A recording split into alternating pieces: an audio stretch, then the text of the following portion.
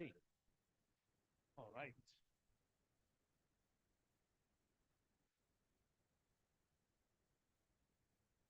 Buongiorno, and a warm welcome on a very cold morning.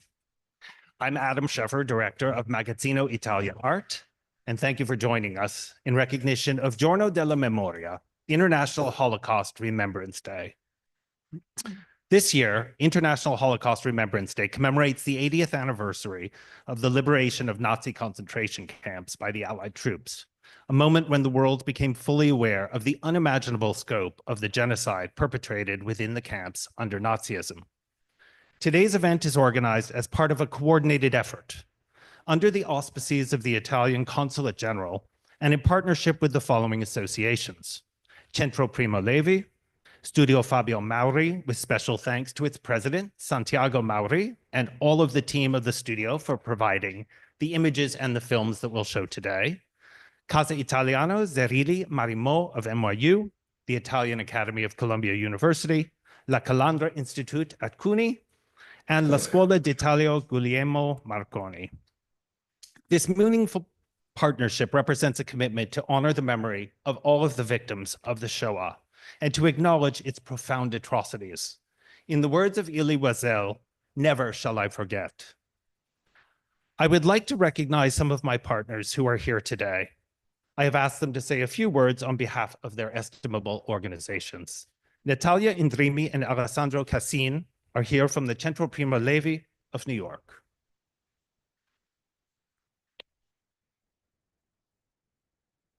Thank you. Yes, my name is Alessandro Cassin. I'm here from Centro Primo Levi. I'm delighted that Magazzino has chosen to dedicate this day to Fabio Mauri, an artist that's particularly dear to me and whose work I think is of enormous relevance today and for the commemoration of the Giorno della Memoria, Holocaust Remembrance Day. I would like to quote just one phrase from a beautiful interview he gave in 2009. I wasn't concerned with politics, but with conscience. It is something identical and at the same time profoundly different. I felt the desire not to get involved in politics. Politics could become a conceit. I'm not identifying myself with one position and if I do so, I do it through the morality of art. I think this really expresses his attitude towards what today we call political art. So I want to keep it short, and I know we are here to hear from Piranha Cavalchini, Tom and Lisa Blumenthal, but allow me to thank Nancy Olnick and Giorgio Spano, Adam Schaefer, Paola Mura, Nicola Lucchi, and all the amazing team here at Magazzino. Thank you very much.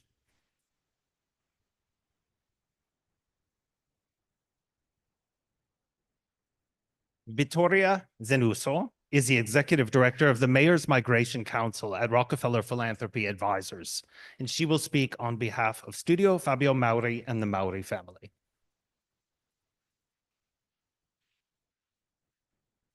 Good afternoon, everyone. It's a real honor to be here with you today, both as the great-grandchild of Fabio Mauri and on behalf of my family and Studio Fabio Mauri, to open this important day of reflection, not just about Fabio's work, but on the collective act of remembering.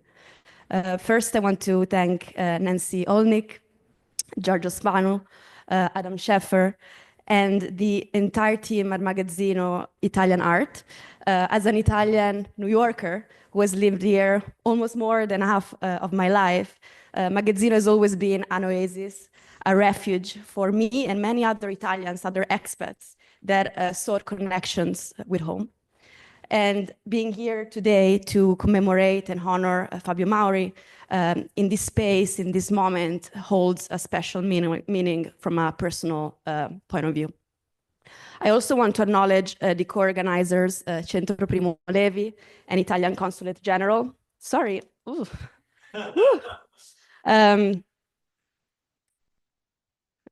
I also want to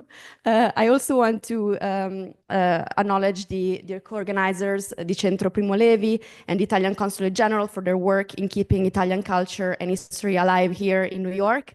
And of course, a warm thank you to our esteemed speaker today Dr. Pieranna Cavalchini. But who was Fabio Mauri? We will learn a lot about him today. Fabio Mauri was not just an artist. He was a remarkable man, an intellectual of great depth and vision. Back in 1957, long before anyone could imagine the world that we live now, he foresaw how screens would transform the way that we perceive the world, ourselves, and our memories. And his intuition was right. It was prophetic.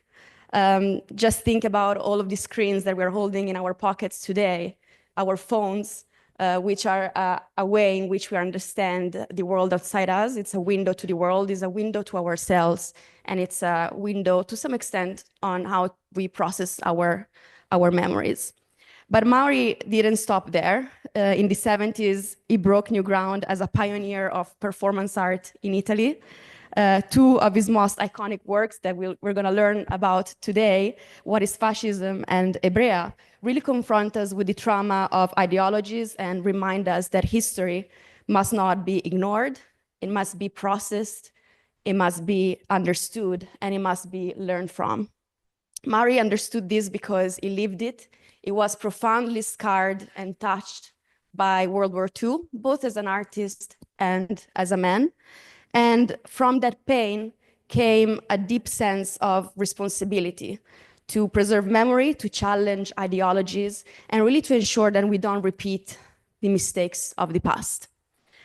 So on this occasion of the Holocaust Remembrance Days, Mauri's voice feels especially relevant.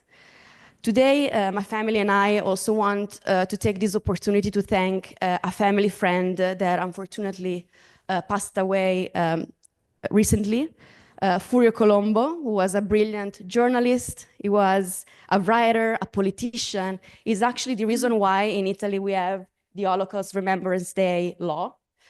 And Furio was also a close friend of Fabio. He talked about him on several occasions, in several interviews. And during an interview, Furio mentioned one of Mauri's biggest installations, the wall of suitcases. This is a very tall wall of old suitcases and objects that really evoke stories of forced deportation, of migration, and migration. So Furio mentioned this work in saying that while he was in parliament trying to really push for this law to be adopted, all he could see in front of himself was this tall wall of suitcases and journeys that unfortunately stopped too soon. And that's what makes Fabio Mauri's art so compelling and so powerful. It's not just there to be contemplated or admired. It's there really as a call to action. It's there to make you reflect. It's there as a living memory so that you can then act upon it. Act upon it not just in your individual and personal life, but also in the political and civil life spheres, driving change far beyond the walls of a gallery. As a family, we're deeply committed to preserving and promoting this work through Studio Fabio Mauri, the artist archive and estate, which serves as a vital resource for scholars, curators, and enthusiasts worldwide. So we take this responsibility very, very seriously and with pride, fully aware of the universal and timeless importance of Fabio Mauri's message. Thank you for being here today. Thank you for honoring Fabio Mauri, who was a remarkable artist, a visionary thinker, and an extraordinary man who really believed in the power of memory of the past to shape a better future. Thank you.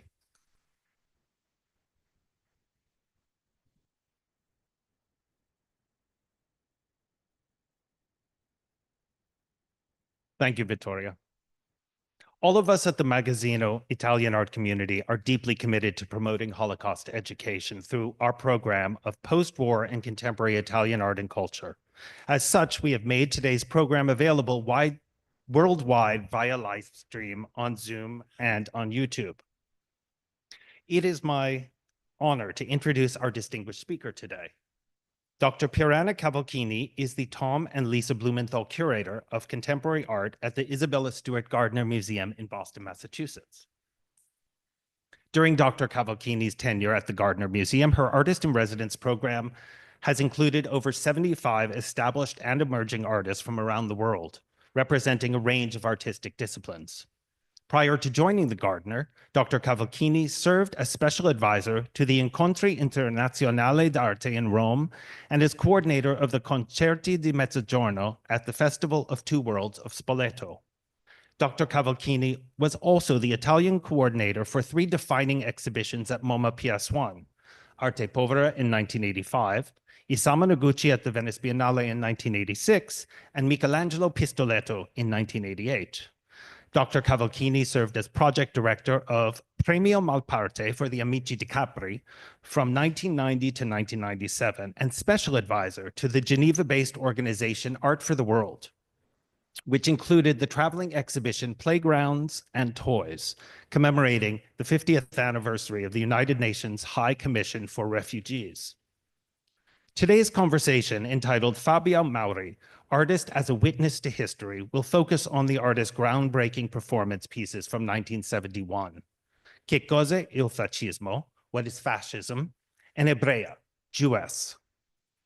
These artworks were among the first in Italian culture to confront the persecution of the Jews, prompting the Italian public to consider their role as witness in these events. Today's conversation will address Mauri's enduring relevance in reflecting on collective memory, ideology, and the role Italy played in the Holocaust. Dr. Cavalchini will be joined in conversation by my esteemed colleague, Dr. Nicola Lucchi, Magazzino's Director of Education and the Germano Celant Research Center. And before I begin, I'd like to thank our co-founders, Nancy Olnick and Giorgio Spanu, for their profound support of the International Holocaust Remembrance Day program. I would also like to thank another sponsor of the event, a generous amico di Magazzino, someone firmly committed to Jewish education and who wishes to remain anonymous. It is an honor to welcome Dr. Pirana Cavalchini to Magazzino today. And with this, I give the floor over to Dr. Cavalchini and Dr. Lucchi.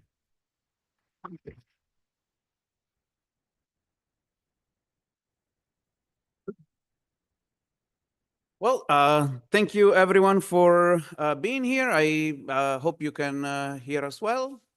Yes, excellent. Thank you so much, Dr. Cavalchini, for being with us in your very busy schedule.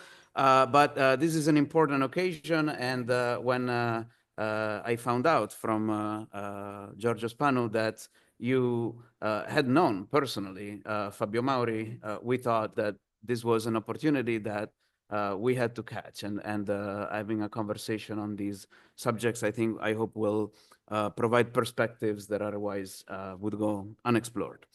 So to begin, given this personal familiarity, I was wondering if you could tell us something about him as a person, as an artist, as an intellectual, the circumstances under which you met, and perhaps even if there is any specific moment or memory that helped to shape your understanding of his art, especially as it pertains this idea that he eventually developed to use art to interpret and critique power and ideologies.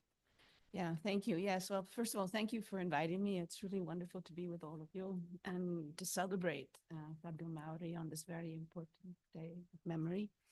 And I was actually in Rome in the 90s and had, oh, I have a low voice, sorry about that.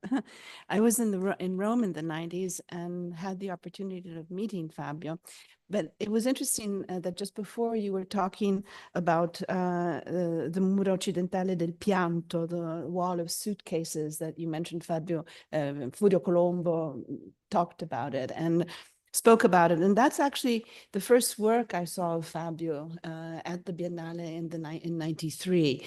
And I remember being so, just shocked and you know, very emotionally awakened by it.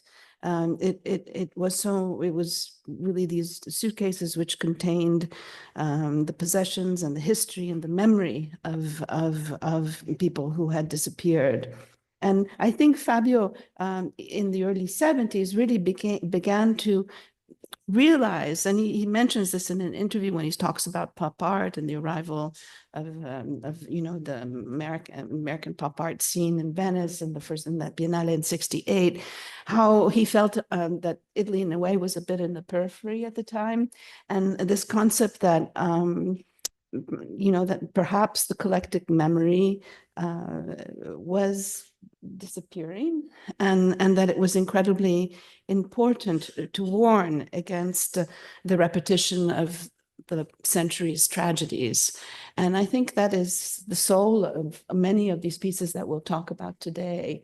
Absolutely, yeah. absolutely. Those were also years that had seen, for context, some moments such as the failed coup of the Junio Valerio Borghese, who was this former general related to the Social Republic of Italy, which was the Nazi puppet state that had ruled northern Italy between 43 and 45, and this attempted coup was discovered just a couple of years before Mauri's performance of Che cos'è il fascismo. So on the one hand, there was certainly this disappearance. On the other hand, you know, still a danger, looming in Europe about you know, totalitarian desires, in a sense. Absolutely. Right. And also I wanted to say Fabio was an incredible intellectual. He was a friend to poets, to writers. He was part of a highly, one of Italy's leading publishing families. I mean, so incredible history. And at the same time, he was amazingly generous, because I had before having this conversation, I called some friends of mine who had, you know, when they were young at university and they were studying the avant-garde. Fabio was always incredibly generous with documents, very open. It's really about the sharing of knowledge. And people like Carol and Christoph Bachiev, who did their show at the Galleria Nazionale in Rome, Daniela Lancioni, who's an amazing historian who's based at Palazzo Esposizione in Rome. I mean, so many young people. And again, the Studio Mauri itself, all the young people who are involved in the Studio Mauri in Rome, that he supported over time. So yes, looking at the past, but also planting seeds for the future. And that was very much who Fabio Mauri was, an exceptional person, yeah. And speaking of these friends that you mentioned, and the fact that he was involved with the world of publishing for both family reasons, but also of his own initiative, like, you know, he was involved in Quindici, for instance, Yes, which was a very avant-garde journal with Pagliarani and Eco and Balestrini. And But another person that was certainly in his orbit, and it can help us jump into Che cosa è il fascismo, is Pierpaolo Pasolini. Because there is also here it's actually, well, it's a friendship that continues, but in fact it is part of the historical precedent of this particular performance. Yes, because they were young together in Florence, and there was this meeting in '38 of Mussolini and Hitler in Florence, which later in '39 actually brought about the racial laws that came in '39. And the youth was obliged to take part in the Italian fascist youth and youth games, and it happened in Florence at the time. And I think those images stayed with him and had a very profound impact on him, among many other things during the war, because he lost friends who never came back from the camps. And yes, and then I think he was very much influenced, and he suffered, actually his health suffered from the horrors that he had witnessed or seen, images that he had seen. So, yeah. Absolutely. One And, understands why this work emerged. in a Right, way, also absolutely, from personal experience, yeah. And it's really, one could almost say like a confrontation of approaches here. On the one hand, the intellectual who writes and who uses words as is made, well, eventually also cinema, of course, in the case of Pasolini, whereas Mauri taking this more aesthetic look at the farce and the danger that is fascism. But he felt also the aesthetic had to be weighed. I mean, the ethics of the aesthetic were incredibly important to him. Absolutely. Yeah. So I would say let's take a look at a few images. These are very important images shot by great photographers like Marcella Galassi, Elisabetta Catalano, Claudio Abate of this performance. And perhaps you can tell us a bit as we look through some of these images as to what it was, this what is fascism? Che cosa è il fascismo? Well, he made, it was a performance that he created, where he created this in the Sala dei Stabilimenti Staffa Palatino. Staffa Yes. Palatino, where he sent out very specific invitations to people, and he invited sort of authorities, magistrates. There's a whole list of people who's Yeah, it's sort of the tribunes were in a way the days. They were, we could say, identifying people according to the breakdown of society that Right. fascism wished, in a sense, to Yeah. to enforce and to expect from. It's a biopolitical experiment. So there were farmers, Mhm. yeah. as they call the rurali.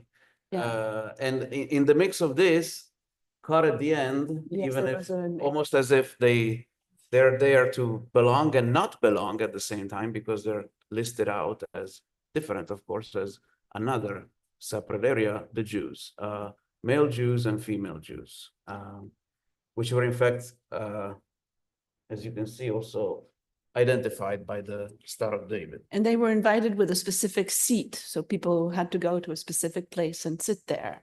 And then there were 12 young performers Mhm. who were basically performing these youth games, and they, from flag throwing to gymnastics, fencing, dancing, many different forms, and both men and women, and all wearing specific uniforms.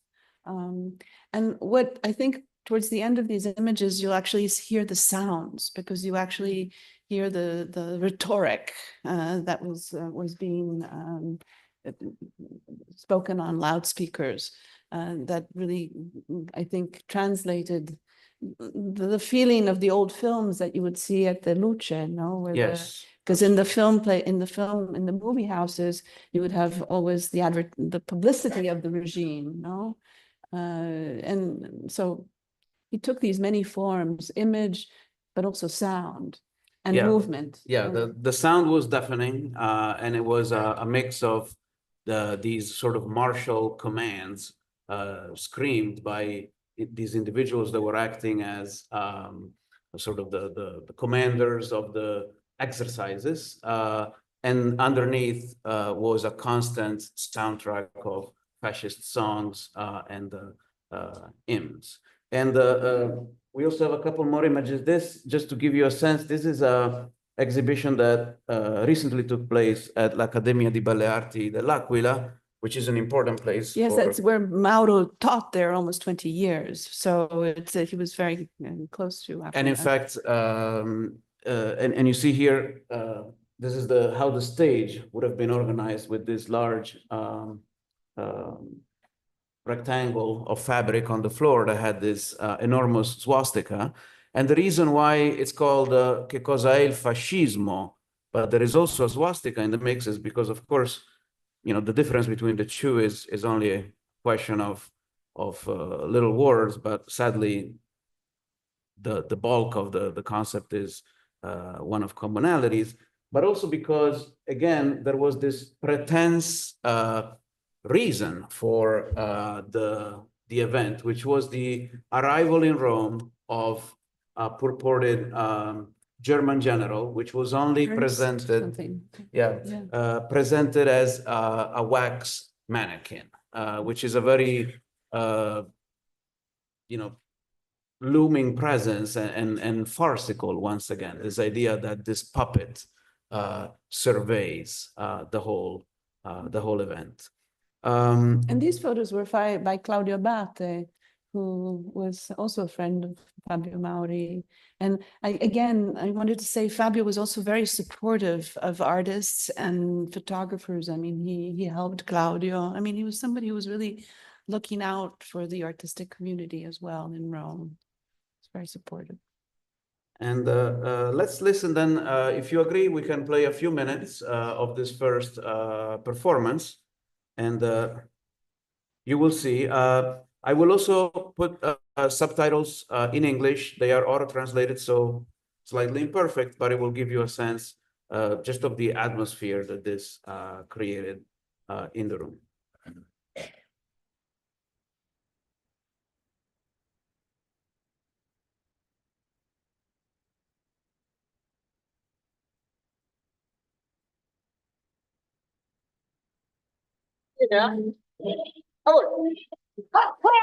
Destra vince.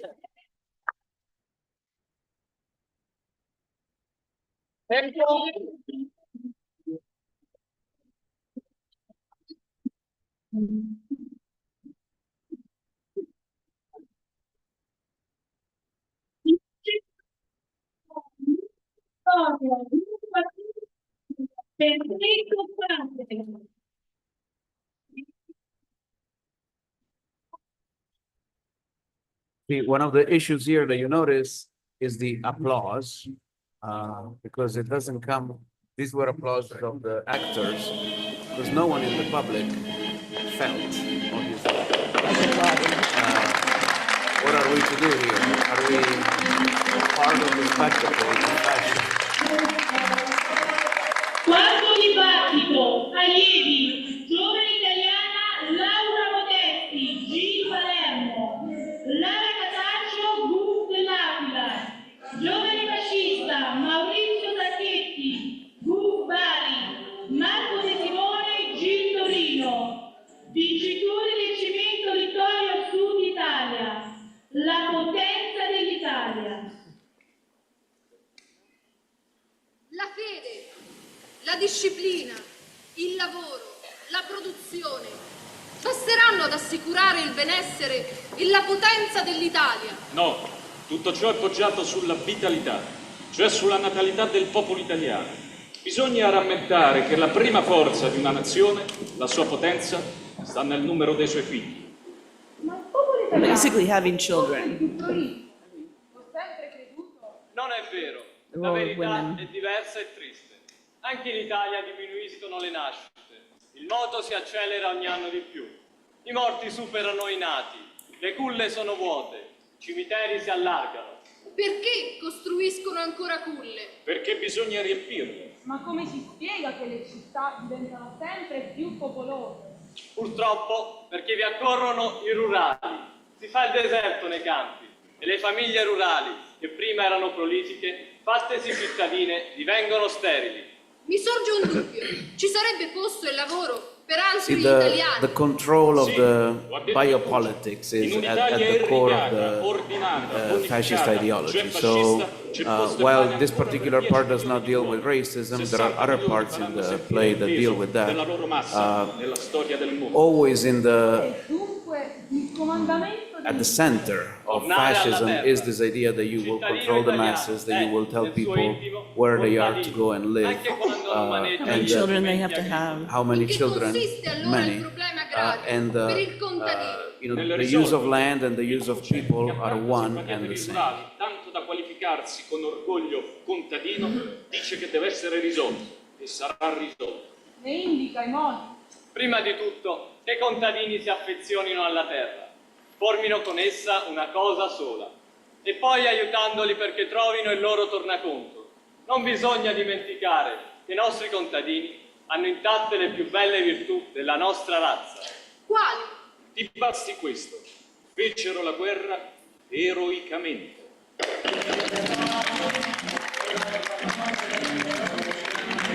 So Yes. we can maybe pause here for a second and just thinking again about this role of the public in this performance, because what we have here is placing the audience face to face with the trappings of fascism, right? Both aesthetic as well as intellectual. So, you know, the texts of fascism that we just heard. It's a propaganda machine. Yes, and every piece that these students were reciting were taken from actual texts or discourses, speeches that were given by various fascist intellectuals during the Ventennio. And then the parades, the costumes, we see all of this, you know, fascist salutes. Let me not make a fascist salute here. We have already some situations of that. Also the way the language is used, the declamation, the sense of declamation. Absolutely. And what do you think that did to the public present in the room? I imagine they were horrified, in part, and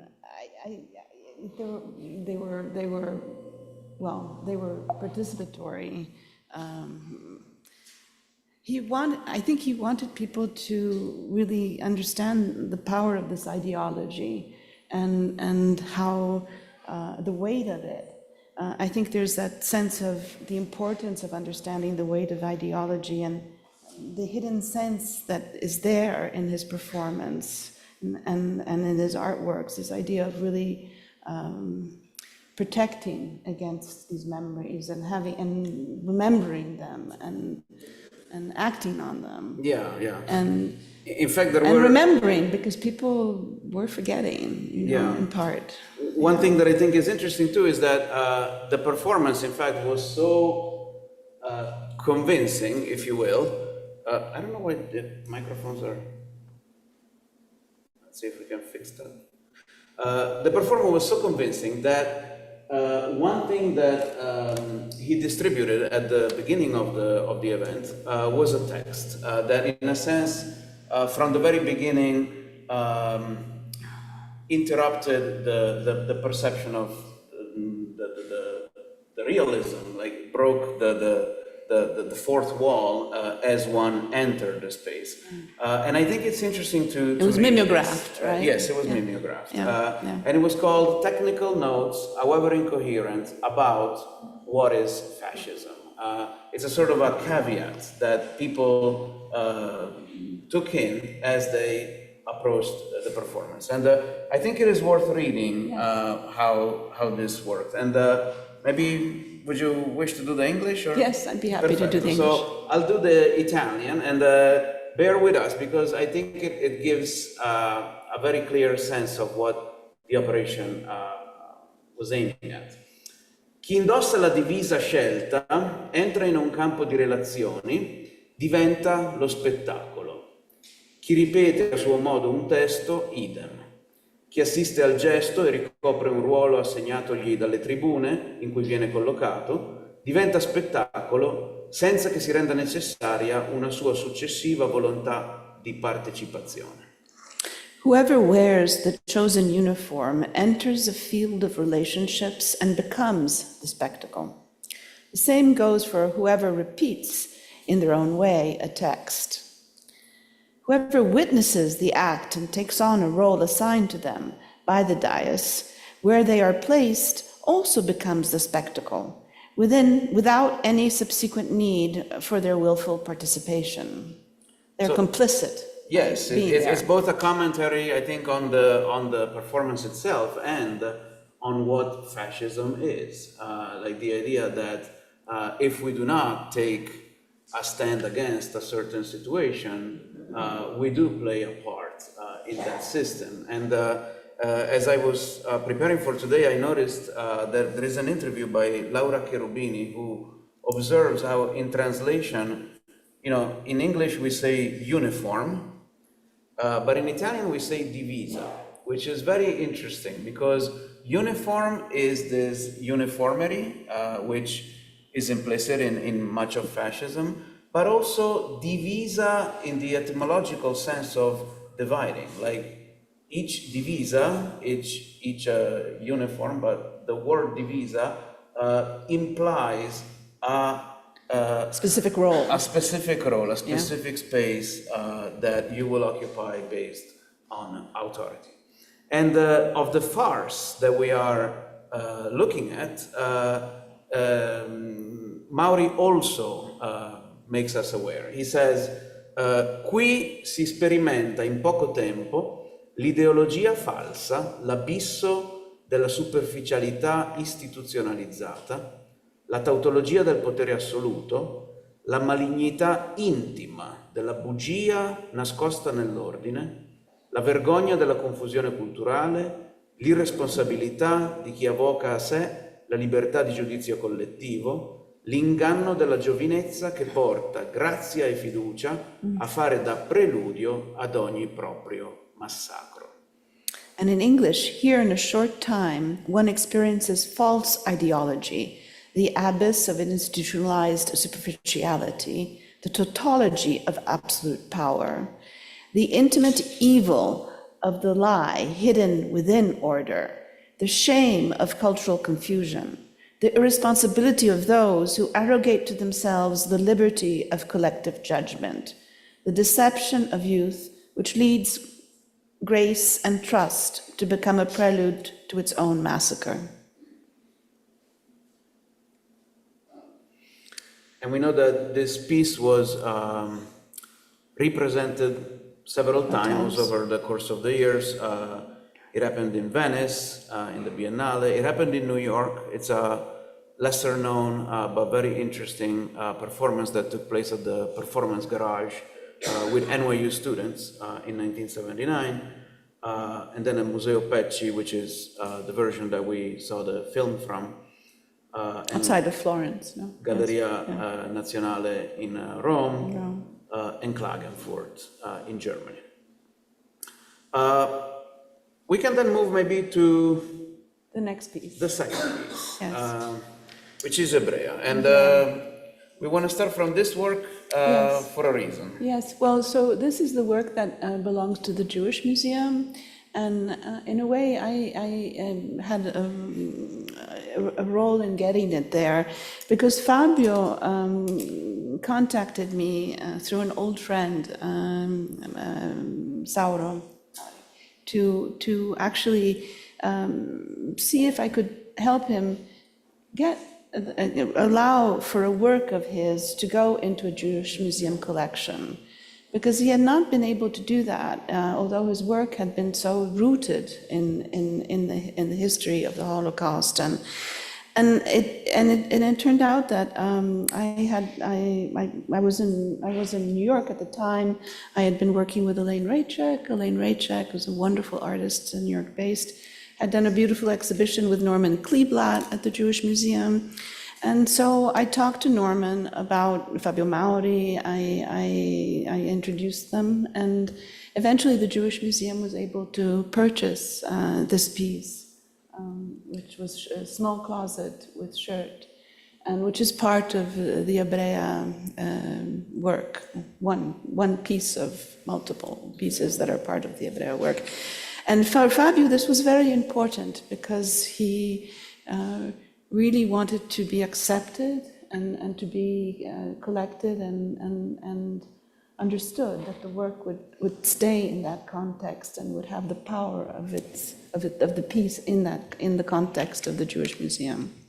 Right, and certainly there was also attention to which he also draws attention in the text that we will read soon, to the fact that Mauri himself was not Jewish, and that's something that he is aware, and that, of course, in a conversation over the Holocaust, there is naturally always a question as to who has the right to deal with certain subject matters. To deal with a subject matter, and in which way. and therefore this is a conversation that has been ongoing, especially in the context of this performance for a long time. The performance is both a performance and an installation that has been repeated several times. Installation is very traumatic, I will say, just as the performance is certainly graphic in some respects, so are these objects, because as we can see here, this is another work at the Jewish Museum, formerly in the collection of our co-founders.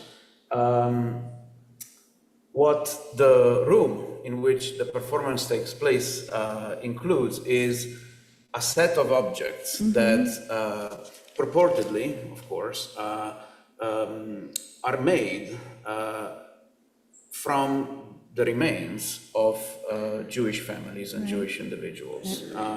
And the objects have titles and have names of people. The titles, right? precisely, yes. In these cases here, of the Shoah victims. You have the idea that the ornaments of the horse are made with Jewish skin. And here you can see a installation that recently took place at Hauser and Wirth in 2018, where, for instance, the stroller says that it's the stroller of the Famiglia Modigliani. And it's unclear whether it is that it used to belong to them or if it is made of them. So it is extremely discomforting.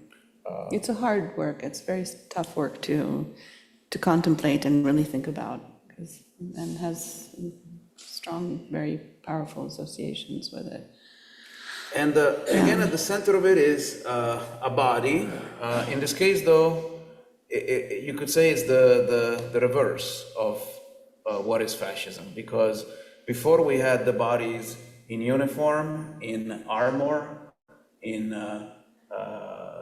in divisa, and in this case, yes, the girl is dressed, but then becomes naked, and also the difference is one is a collective work, and this is an individual work on a more sort of single human scale, and very personal, and full of solitude and melancholy, and yeah.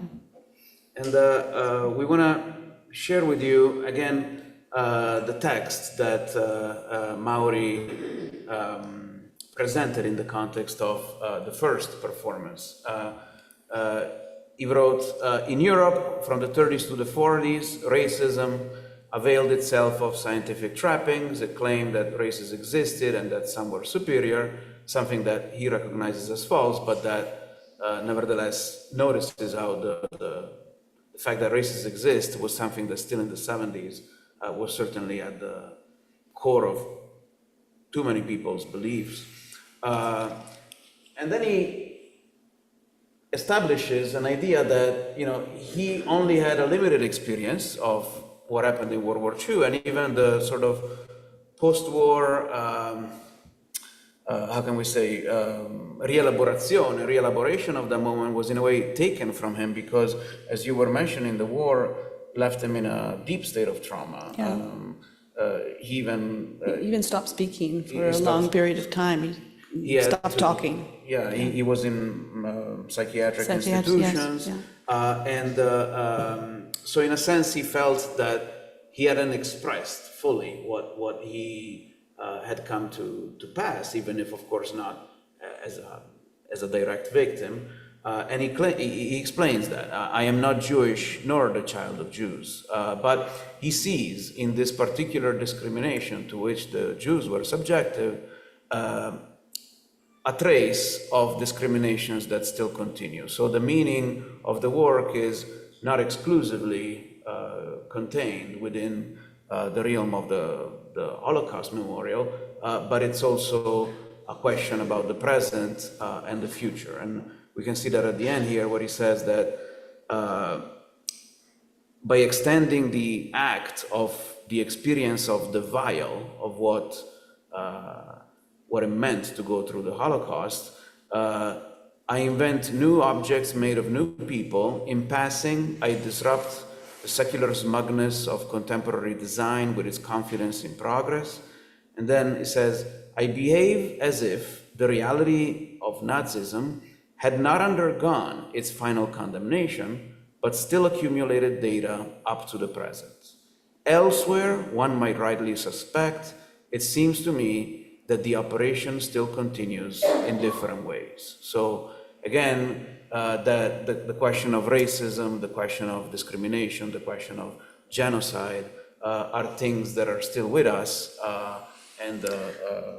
Yes, and definitely present. Yes, yeah. And in fact, the performance, it's interesting to notice that some of its iterations took place, for instance, in 1993 at the Biennale di Venezia, which was a very charged year because that was when the atrocities in Bosnia and in Yugoslavia had just taken place, and certainly that was part of the context of the reception. I would like to show the film of this as well, with a warning to the difficulty of seeing this. And perhaps if you can offer us, as we go through the film, some comments as a curator, like what are we seeing? And this will give us an opportunity to look particularly at that Muro del Pianto that was part of this performance.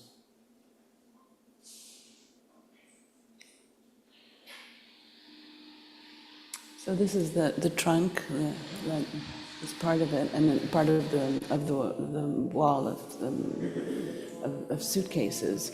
It was a very emotional piece that has been shown, and the girl is undressing, and then eventually cuts her hair, and there's this idea of the mirror and the reflection of the mirror, and you're looking into the mirror. And she shapes the Star of David on the mirror.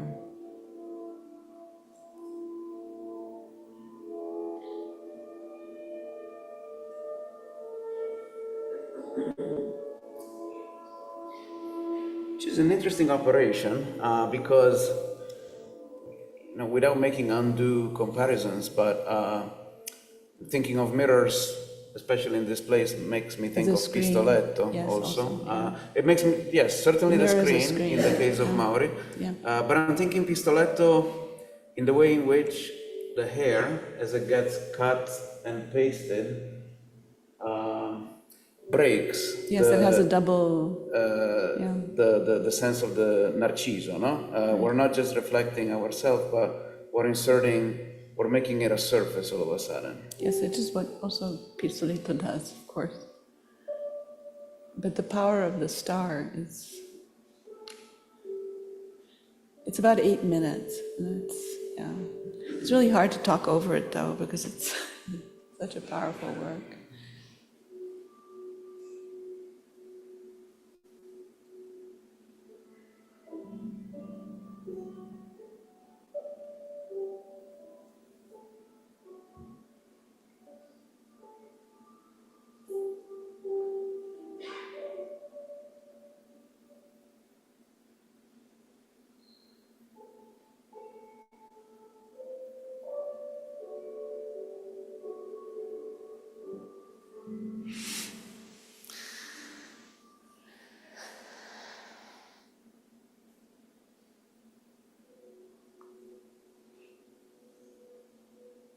Here you can see some of these objects. These are soaps. Soaps, yeah. And in Mauri, aesthetics were always submitted to a persistent ethical stance. So there's always that sense of profound ethics and aware of the ethical position.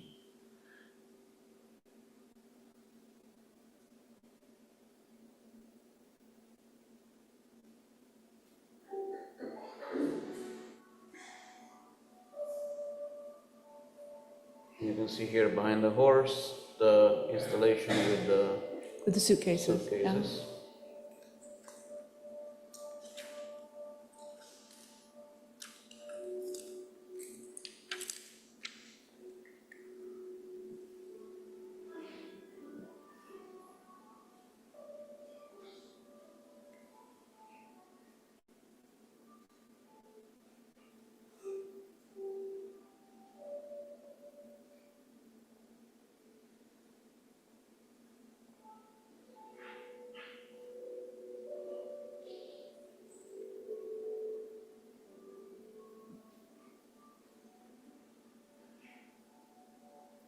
So you can tell that compared to the bombast and the Very different. sheer circus, frankly, that fascism presents itself as. This is the polar opposite.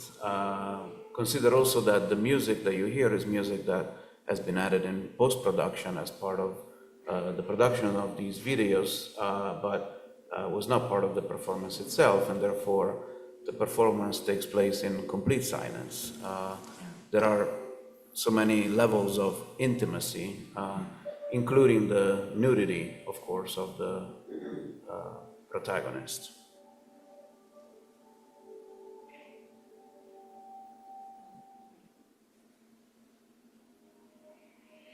And you wanted also, I think, to speak about how this performance has changed over time. The public has It has. changed. The public has certainly changed. It's something that I think is worth mentioning for a second. Because as you can see, historically, the performance, has been seen by people. And the way that people interact with the performer has changed over time. And one interesting thing that we can see, especially in contemporary times, is something that I think Mauri would have had some thoughts, not necessarily negative thoughts about, but is the pervasive use of cell phones these days, and the idea that everyone has to capture something of these performances, and what does it mean to capture this performance and to bring it home, in a sense. Well, I was thinking, Mauri really believed or spoke a lot about the spiritual exercises that were introduced in the 17th century by the Saint Ignatius de Loyola, where he would introduce the physical experience of hell, because in that way the soul could maybe be saved from damnation. And in a way, Italy, this piece, in a way, is again, it's an experience of hell, and I think the cell phone is basically, in a way, you're recording this experience live, and you're taking it home, and it's becoming part of your own history, and you can look at it again. So you're collecting memory in a new way. Which I think Mauri would have found interesting, because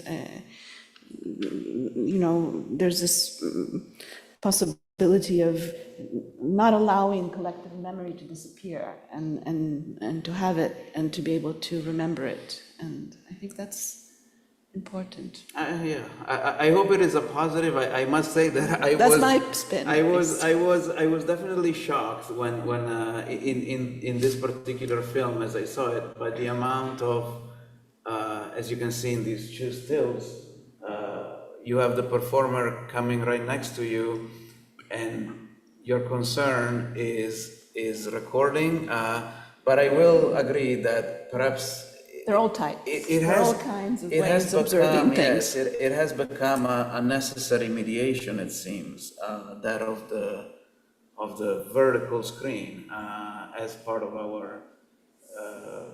elaboration of events and of what we see and what we think in front of realities that are bigger than the screen, of course, but that we try to contain, I guess.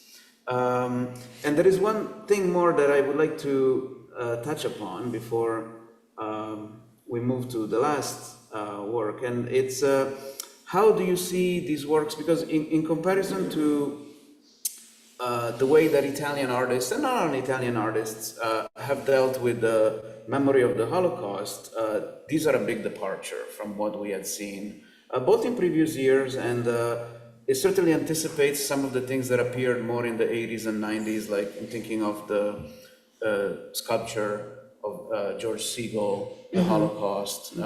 There is I don't want to call it a revival of interest in the Holocaust as a subject for art, but certainly there is greater interest in the 80s and 90s. You spoke about Music, no? Yes, we spoke exactly about the ways in amazing which painter who was in Venice. Before the 70s, touching the Holocaust as a subject for art was difficult, both because, especially in Italy, not everyone was open and ready to admit Italy's responsibilities in the subject, but we also had intellectuals like Jean-Paul Sartre, who almost warned artists as to approach carefully the subject, like that there is a certain solemnity that requires a certain modality of engagement. And I think that a Music, a Carpi, a Cagli, with this graphic, almost paintings, evidentiary.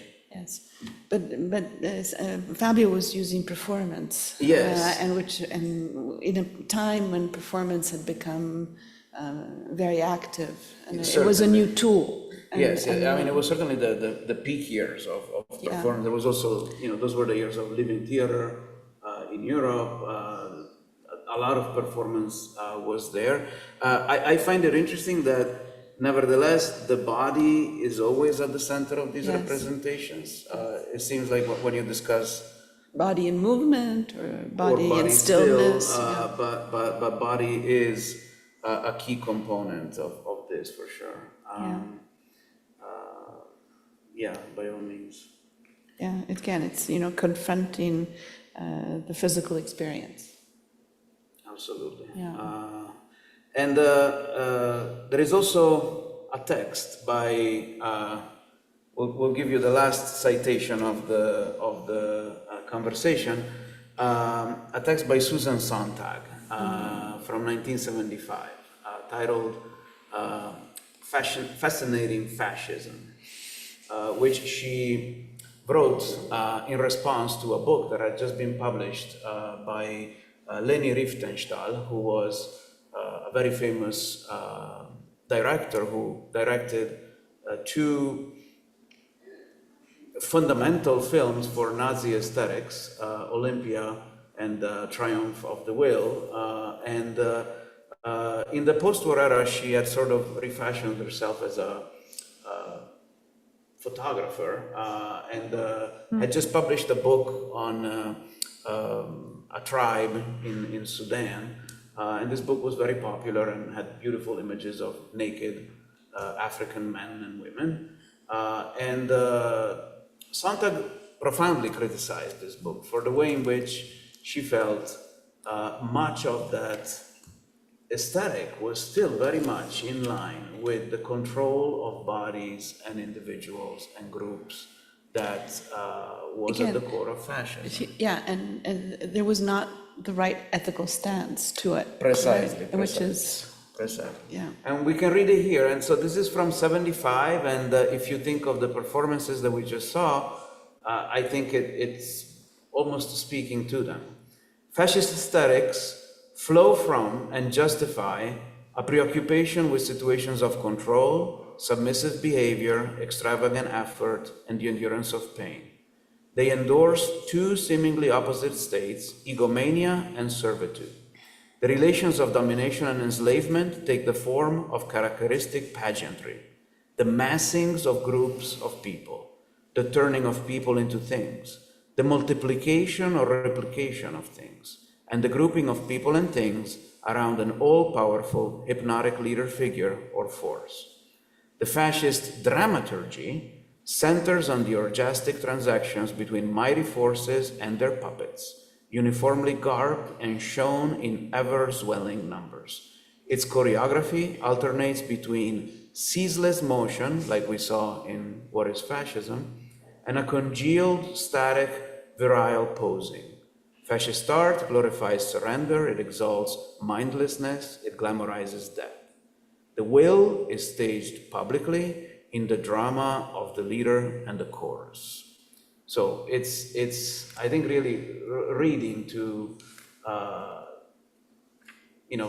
those performances and the kind of conversations that were happening at the time in the culture of those years regarding the role of power and the manipulation of culture. And manipulation of culture. And speaking of that, we perhaps can move to the last and the work of us. our conversation, which is the work right behind us, which is a novità, because until 2 days ago we had Luciano Fabro here, but we are very lucky that our co-founders also could share with us this work, which is called, very specifically, manipolazione di cultura, manipulation of culture. Culture manipulation. And it is a portfolio of 15 historical photographs. I will show on the screen here too, but of course, at the end of the event, I encourage you all to come and take a very close look at them in person. Because it's an attempt and it's by Fabio Mauri. Yes, it is by Fabio. Yeah, let us be clear. It is by Fabio Mauri. And to each of these images corresponds a microscopic caption that you can see at the bottom. And they are written in Italian and in German, for obvious reasons. And they start from the most, how can I say, self-explanatory. The very first image is bruciano libri, they burn books. They burn books, yeah. And you have a photo of Goebbels in front of one of those mass burnings that were done at the beginning of Nazism. And then it explores other facets of precisely how culture gets manipulated by capturing aesthetics, using fools. There is a whole list here. Airplanes flying over the U.S. Flying over the U.S. You see there the reference of the airplanes is for the Atlantic crossing by Italo Balbo, who was one of these fascist generals, and he was an aviator. And the feat of crossing the ocean with seaplanes was remarkable at the time. And it speaks, though, to that fascination that fascism generates for the machine. Technology, the machine, modernity. Day 10 is one of the on the beach of the elements that are listed here, which is quite interesting. Is the sense of the perception of how you present yourself. And physical health and sports. Yeah. And then they frame the bourgeoisie. They bring it in. They buy intellectuals. They love beauty. They bind themselves to the classics. Because fascism is eternal. Fascism has always been there. And the idea of empire. Roman Empire looking back. Exactly.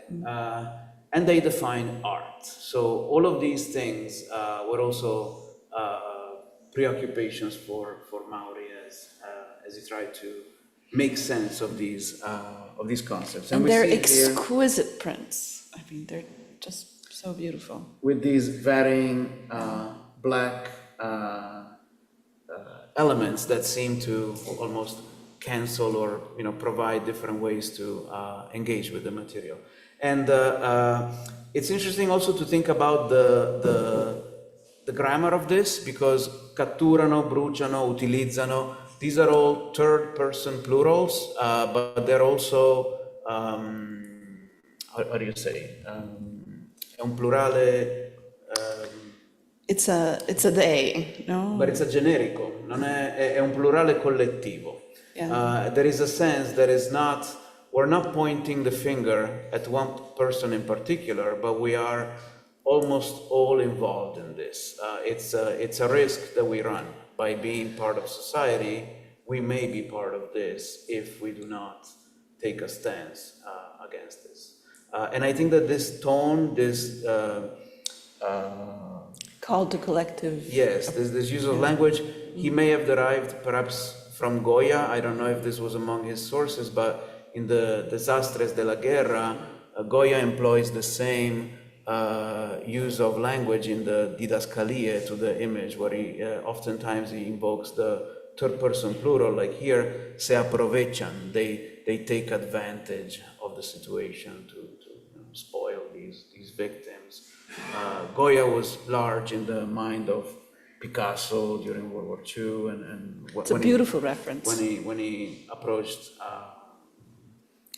Franco and the dictatorship. of so course. I'm thinking that it may be one of the Yeah. inspirations here, but It's a great idea. it's a wonderful book too, and so we should certainly encourage everyone to come Please take a look. come up and look at it up close, yeah. But perhaps we can take some questions from the public. We have one back there.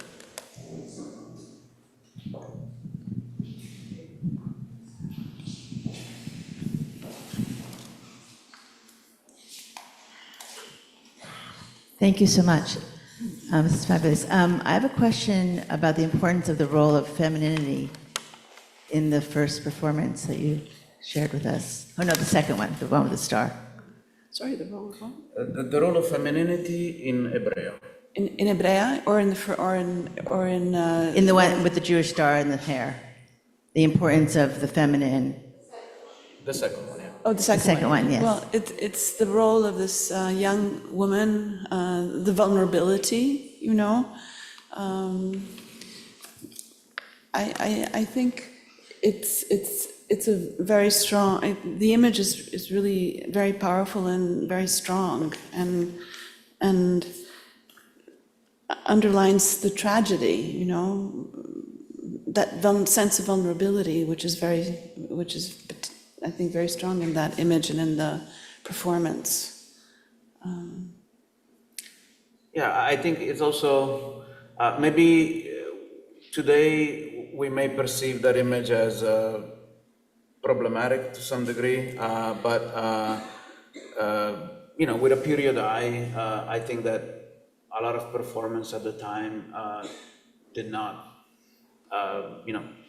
nudity plays a role. There is a reason, I think, for Again, the stressing of vulnerability and of tragedy. And yeah, there is also almost a ritual aspect in taking off the casaca, the shirt. dress. It's really going in the complete opposite direction of if you can take as again polar opposites the body politic in its full display with the pageantry of the costumes of fascism, which are nothing more than costumes, especially when applied to children, to youth. Because one thing is having a uniform in war, one thing is wearing the military uniform in the context of a game. Literally, those were ludi juveniles, like they were games. And for both children. and both the boys and the girls Yes, were dressed in the same way, actually. Exactly. So Yeah. this, on the one hand, the complete regimentation of the body within fabric.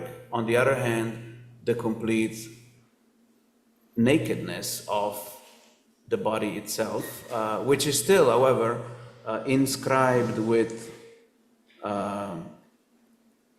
something, because in fact the girl did carry a sort of a Star of David. a Star of David and a on tattoo, the body. reminiscent of what was done in the concentration camps.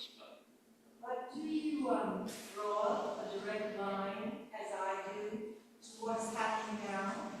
We have a strong message from on high that a woman is not the owner of her own body. And as far as I'm concerned, that also means in reactivity, a man is no longer the owner he is.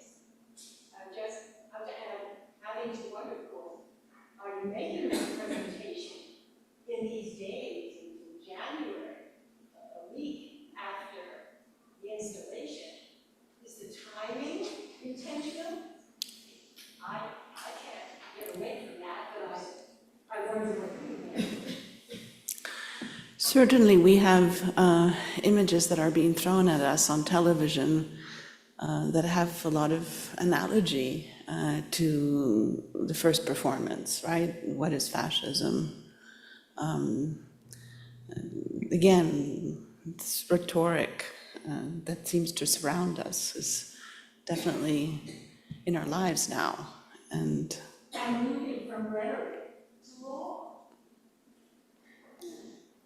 Yeah, what I would say is that, of course, the impetus for this event is the Giorno della Memoria, right? Is the International Holocaust Remembrance Day, and that happens to be January 27 because that's the day that the Red Army freed the Auschwitz concentration camp. There is a beautiful, actually, passage by Primo Levi when he remembers, and it's funny because it still speaks of clothes because he says that at one point he's outside and he's moving bodies, and he sees a soldier on a horse of the Red Army that is approaching the camp, and he says, "I wish I could greet him by taking off my hat, but I didn't even have a hat to manifest my gratitude."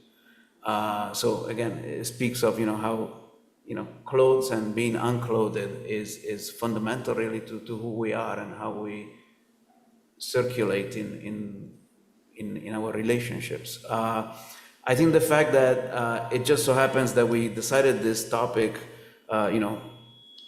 before the current events that we're living through, the fact that they still speak to this today, performance art, we were discussing how much more mediated by digital, all sorts of digital things happen in performance art today. That is true, but there's also this need to be in person. Right.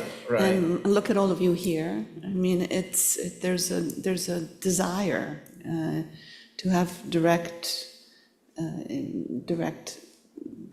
experiences with each other and with culture, and so I see it actually talk like this very positive, to really.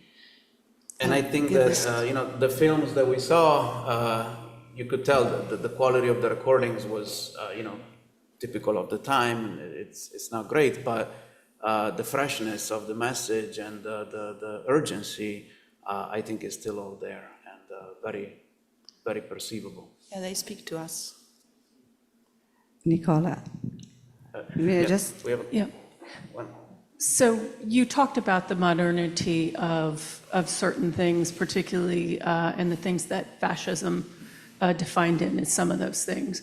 Might we look at the use of the modern cell phone as both something that evokes something performative, the uses of social media, right, to describe most information that is done today is performative?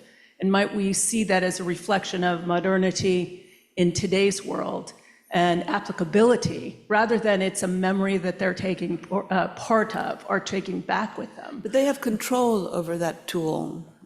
They do, but in reality, they do not. So I am an algorithmic engineer. Oh, okay. Okay. You do not have. There are 5 companies in this country that have control over once you upload it. Nicola, I just would like to. Yeah, it's a very interesting point because there are a lot of artists who are now taking themselves off of platforms.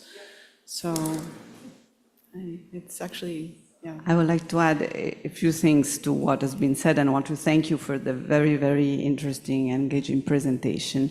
Perhaps a point that Nicola mentioned at the beginning, this all happened, these performances followed a very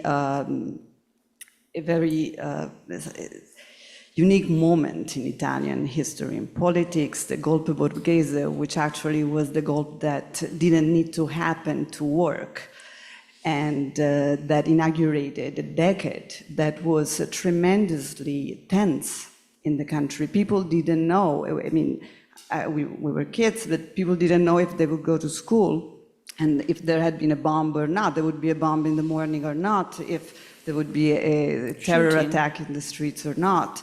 This was a very intense, politically charged moment in the history of Italy. Years of lead. I think that is really important to also say that is the moment in which the forces of fascism that have remained seated and reconfigured in the Italian bureaucracy and in the Italian society began to gain strength again. That's when the Italian social movement, which was the neo-fascist party, became again strongly present in the political scene. That's when the anarchist and the workers' movement were shut off for good by what's then been called the strategy of tension, which was a state-driven and a state-driven terror that disseminated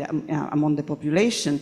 And all these artists and intellectuals felt very strongly that they were not talking about, the 1930s. They were talking about what had remained of the 1930s in contemporary Italy. And I want to just point the wax figure of the German officer. I feel is really a counterpoint to a memory that is very strong among Italians who lived through fascism during official German visits, especially Hitler's 3 visits to Italy. Mussolini called upon the cinema industry to create props in the streets. The streets of Rome and Florence were full of movie props. And I think that by quoting a prop, but in the reverse way, Mauri is alluding to the present, not to the past. And the second thing that, is the objects and the turning of human beings into products is something that I think is linked, and I agree. I mean, the screen today is the continuation of turning human beings into products. And that's what Mauri addresses. And I want to quote, I think there is a very interesting parallel in Primo Levi, in one of the so-called science fiction stories of Primo Levi, The Sleeping Beauty in the Fridge. There is a scene of a lovely bourgeois dinner with all the guests who come to see this girl who's been defrosted periodically, so that she will be able to keep the memory of many centuries. This is a very strong story, and at one point, there is a comment on one of the guests, and it looks at the fur of one of the invitees and says, "What a wonderful fur!" And she says, "Oh yes, this is this is what we're getting. This is a silver Martian." And I think that Primo Levi looks so far. I mean, it's something that today could actually happen. We go on Mars, kill a Martian, and use it as a fur. So I think that the commercial aspect of and the fact that people are called upon to perform, and they accept. They don't rebel. They don't, try to escape that. I think that was very strong among the artists of that time. Yeah, it's a really great point. Yeah.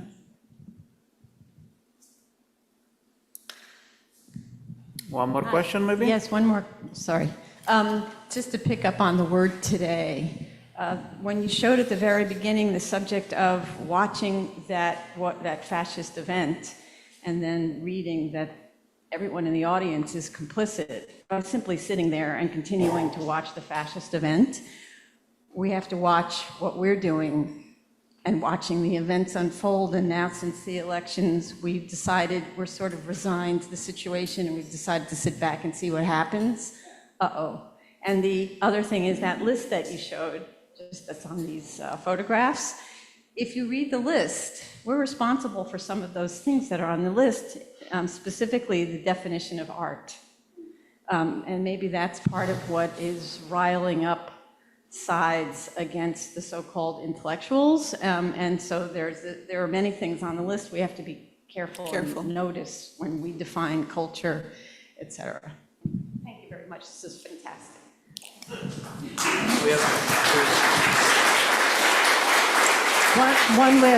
One last comment.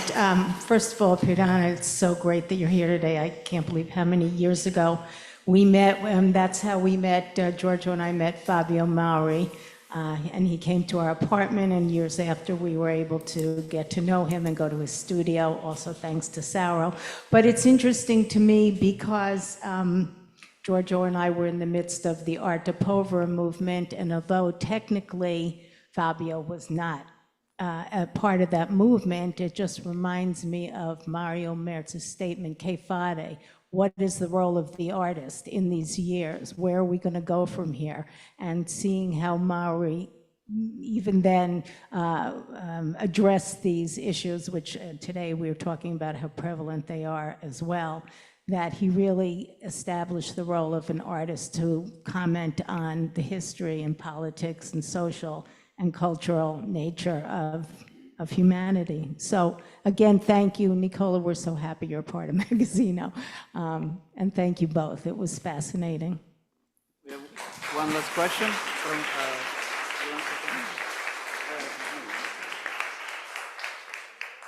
What's that?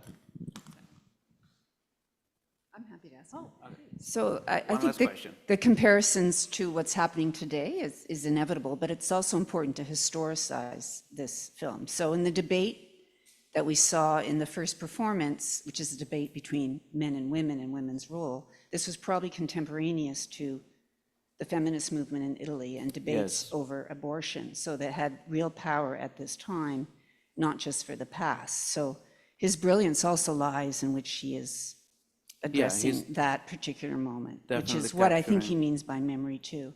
By the same token, he's part of his own time because the very fact that he used a Nazi flag for the center of the performance is telling, because his generation still had that fallback of using Nazi Germany as an explanation or a partial, they're worse than we were. When in fact, Italian fascism had risen to power 10 years earlier. Yes, yes. That's not a criticism of his work, it's just framing it in the context Absolutely. of habits of Italians still at that time. Absolutely. Sorry, go Yeah, ahead. no, go ahead. No, and I was also, the suitcase work is interesting also in a larger context of the moment, right? Because Christian Boltanski is also beginning, I don't know, was there a rapport between the two of them? Did they know each other's work? Yeah, they did. They did? Yeah. About the relationship between them, I don't know, but they did see each other's work because they were in the same biennales, so, yeah. Yeah, no, for sure. I mean, the context of those years, those were also the years in which Renzo De Felice published the book on l'ideologia del fascismo. So I think that there were certainly, while I certainly agree that in the memoria collettiva there was a moment of perhaps people beginning to forget certain things, but on the other hand, as I mean, you were certainly saying, Natalia, yes, that the presence of the intellectuals and the world that was aware of the politics and who was still in power of that generation was still a very clear concern. Not to mention appunto la strategia della tensione. So certainly that was part of this. Absolutely. Yeah, that was very much part of the, it's very interesting that you brought this up because one of the first questions that Fabio asked me was, why are you in America today? And I remember very clearly telling him, I'm here because the Italicus. And that is the reason that made many of us leave Italy in those years, because we were not sure. I used to take that train to go from Arezzo to Florence, that same train that then was bombed between Florence and Bologna. And I still remember how fearful I was to go back in that train. So when he asked me that question, I did not hesitate 1 second. We're here because things have not changed in Italy. And I'm talking about the years when I met Fabio, which was at the beginning of the 1990s, which I always felt that was a huge privilege to have the opportunity to meet with him and to have this man who was not Jewish expressing such a concern for a friend of his that he had disappeared, never came back to his home. and affected him so much that he lost his capability of speaking. He, for many years, was so affected that has definitely touched his entire life, not only his artistic life, but his entire personal life. So for many years, Nancy and I wanted to do something about Fabio Mauri and about the message that has left to all of us, Jews, not Jews, Buddhists or Muslims or whatever religions or whatever credo we believe. I believe that the message that Fabio has left to us is very strong and is today there. Thank you. Thank you all.